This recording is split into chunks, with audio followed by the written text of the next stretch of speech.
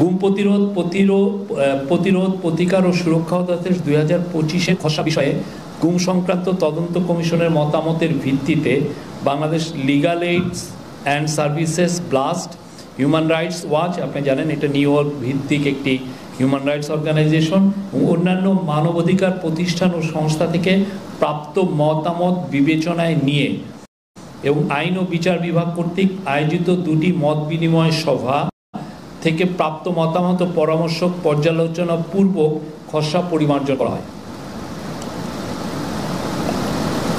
খসড়া অধ্যাদেশটিতে গুমকে সংজ্ঞায়ন সহ চলমান অপরাধ হিসেবে বিবেচনা করে মৃত্যুদণ্ড সহ কঠোর শাস্তির বিধান রাখা হয়েছে।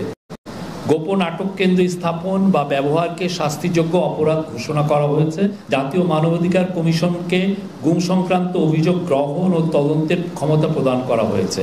খসড়া অধ্যাদেশটিতে গুম প্রতিরোধ, প্রতিকার ও সুরক্ষা সংক্রান্ত বিশেষ ট্রাইব্যুনাল গঠন ও অভিযোগ গঠনের 120 দিনের মধ্যে বিচার সম্পন্নের বাধ্যবাধকতা, ভুক্তভোগীর তথ্য প্রচারকারী ও সাক্ষীর অধিকার সুরক্ষা, ভুক্তভোগীর ক্ষতিপূরণ ও আইনগত সহায়তার নিশ্চয়তা সম্বলিত বিধান সন্নিবেশ করা হয়েছে।